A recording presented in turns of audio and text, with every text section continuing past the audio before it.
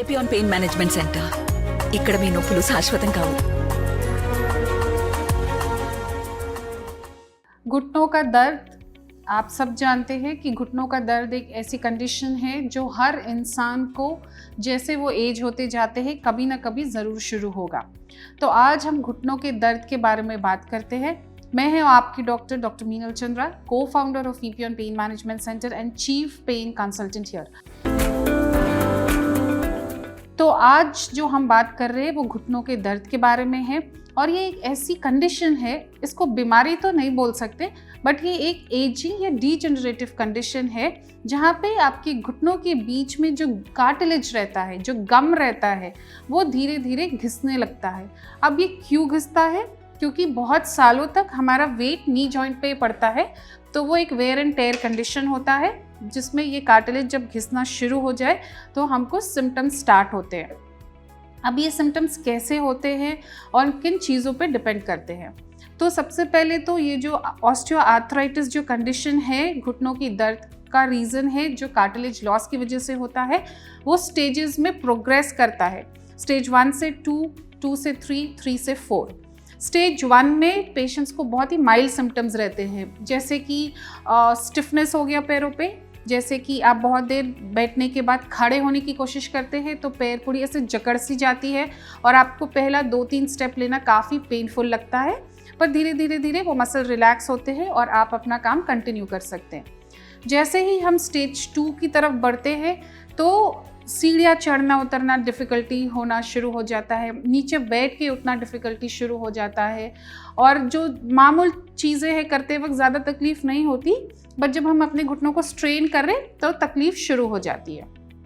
जैसे ही हम स्टेज 3 के तरफ जाते हैं हमारे सिम्टम्स और प्रोग्रेस होते हैं, और अब जो चीज़ हम आराम से कर सकते थे, जो डेली रूटीन का काम हम आराम से कर सकते थे, उसमें भी तकलीफ़ शुरू हो जाती है.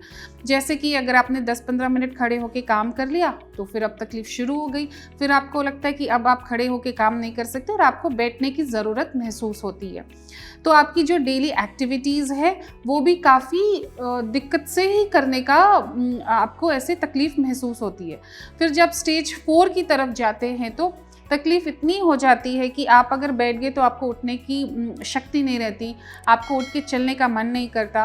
कभी कभी कुछ लोगों को रात में भी नींद डिस्टर्ब हो जाती है बिकॉज ऑफ इतना ज़्यादा नी पेन होता है. सीढ़ियाँ चढ़ना उतरना तो बिल्कुल भी आउट ऑफ क्वेश्चन है.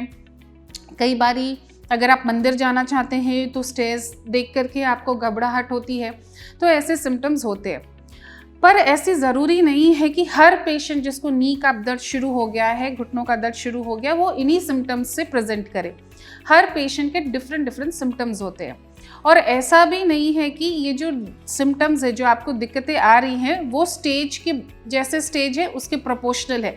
कभी कभी हमने ये भी देखा है कि अगर आप स्टेज 1, स्टेज 2 में भी बहुत सिवियर पेन होता है, स्पेशली हाउसवाइफ्स में या फिर टीचर्स में जो काफ़ी देर कंटिन्यूस खड़े होकर के काम करते, तो हमने उनमें ये भी देखा है कि स्टेज 2 में भी आकर के उनको बहुत दिक्कतें होती हैं, जहाँ पे वो रोज़ डेली एक्टिविटीज़ करने के लिए भी उनका क्वालिटी ऑफ लाइफ ख़राब हो चुका है.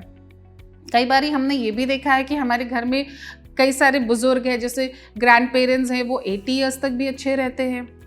तो ये सिम्टम्स जो है ये आपके बॉडी टाइप पे, आपके वजन पे, आपकी डेली एक्टिविटीज़ पे, जेनेटिक बिल्ड पे, आपके खान पान पे डिपेंड करता है. सो ये एक ऐसा कंडीशन है जो आपके डेली एक्टिविटीज़ पे डिपेंड करके आपके रोज़ाना करते हुए कामों पे डिपेंड करता है. इसीलिए जिस वक्त भी आपको ऐसा लगे कि मेरे घुटनों का दर्द स्टार्ट हो गया है या फिर मुझे अभी दिक्कतें आनी शुरू हो गई है, उसी टाइम पे आप जो है अपने डॉक्टर को कंसल्ट करें, क्योंकि प्रिवेंशन क्या कर सकते हैं हम, वो बहुत ही इम्पॉर्टेंट है. कैसे हमको अपने क्वालिटी ऑफ लाइफ को इम्प्रूव करना, कैसे हमें इसको प्रोग्रेशन को डिले करना, वो बहुत ही इम्पॉर्टेंट है. तो जनरली हमने ये देखा है कि 40-45 के बाद जब आपको ये सिम्टम्स शुरू होते हैं तो हम कुछ प्रिवेंशन बताते हैं, जैसे कि अगर आपका वज़न ज़्यादा है तो वेट कम करना, अगर आप ज़मीन पे बैठ के काम करते हैं, ज़मीन पे बैठ के खाना खाते हैं तो वो सब आपको बंद करना। ऑलवेज़ आप ये मेक श्योर कीजिए कि आप एक छोटा सा स्टूल रखें, वो उस स्टूल पे बैठ के काम करें। कई बारी हमने देखा है हमारे घर के बुज़ुर्ग जो है वो ज़मीन पे बैठ के पूजा करते हैं, तो वो लोग 30 मिनट्स 40 मिनट्स तक बैठ के पूजा करते हैं, which is a wrong thing. वो आपको मॉडिफाई करना, आप पहले कर पाते थे बट अभी नहीं कर पा रहे, तो उसको फोर्सफुली नहीं करना। उसके बाद अगर आपको थोड़ी सी फिजिकल एक्टिविटी को भी अपनी लाइफ में इंक्लूड करना है, छोटे छोटे एक्सरसाइजेज होते हैं जो आपके घुटनों के मसल को स्ट्रेंथनिंग करते हैं, उनको एक्टिवेट करते हैं, तो ऐसे मसल्स के एक्टिवेशन एक्सरसाइजेज को डेफिनेटली 15 मिनट्स मॉर्निंग में, 15 मिनट्स इवनिंग में ज़रूर करना।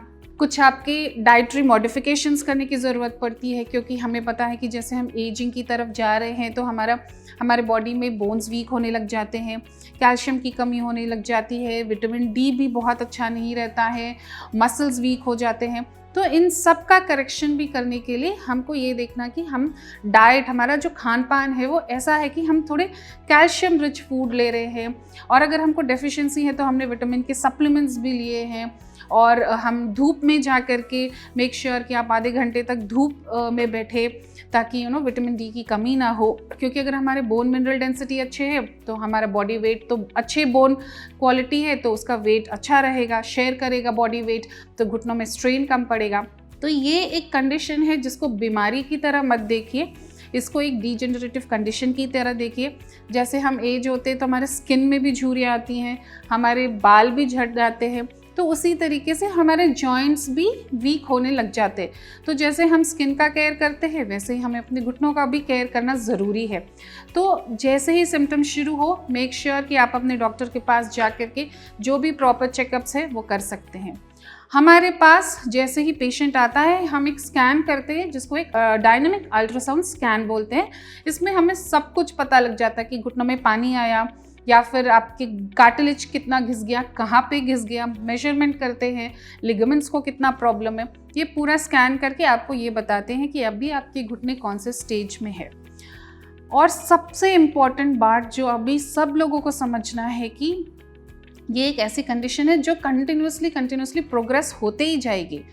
कुछ लोगों को वो प्रोग्रेशन 4 साल 5 साल में हो जाते हैं, कुछ लोगों को थोड़ा और लंबा लगा तो 6-7 साल लगते। तो हमारा रिस्पॉन्सिबिलिटी ये है कि जिस टाइम पे भी हमको अपने घुटनों का दर्द महसूस हुआ उसी टाइम पे ये मेक श्योर करना कि वो प्रोग्रेस नहीं हो रहा। इसके लिए द बेस्ट सोल्यूशन जो है that is a cell therapy या प्लाज्मा थेरेपी, जिसमें हम पेशेंट के ही ब्लड से ग्रोथ फैक्टर्स बना करके जहाँ पे कार्टिलेज लॉस है उसको इंजेक्ट करते हैं ताकि वो रीजनरेट हो जाए, और उसके बाद आपका ये जो कंडीशन है वो बाकी प्रोग्रेस ना करे। तो you have to make sure कि आप जो है ये ट्रीटमेंट के लिए ज़रूर पता लगाएं, और अगर आपको लगता है कि ये अच्छा है तो ज़रूर उसको ऑप्ट करें, क्योंकि ये आपके एजिंग को बहुत ही बेहतर बनाता है। क्योंकि कई बारी अगर गर्मियों में आपके ग्रैंड चिल्ड्रंस आए और आप उनके साथ खेल ना पाए तो आपको भी तकलीफ़ होती है। तो अगर आप PRP लेते हैं देन डेफिनेटली आप बच्चों के साथ, अपने घर में छोटे बच्चों के साथ वो जो टाइम स्पेंड करना चाहते हैं वो बहुत ही अच्छा हो जाएगा। कई बारी आप मंदिर जाना चाहते हैं, वहाँ पे डिफ़िकल्टी हो गई तो फिर आप मंदिर जाना भी छोड़ देते हैं क्योंकि वहाँ पे सीढ़ियाँ रहती हैं। तो अगर आप ये ट्रीटमेंट ले रहे हैं तो आप ये सब कर सकते हैं। कई बारी आप नीचे अपने अपार्टमेंट के नीचे जाके अपने दोस्तों के साथ बातें करना चाहते हैं, वॉक करना चाहते हैं। तो इन सब चीज़ों को अच्छे तरीके से करने के लिए plasma therapy is a wonderful solution. बहुत ही अच्छा टेक्निक है जिसमें साइड इफ़ेक्ट्स, कॉम्प्लिकेशंस कुछ भी नहीं रहते हैं।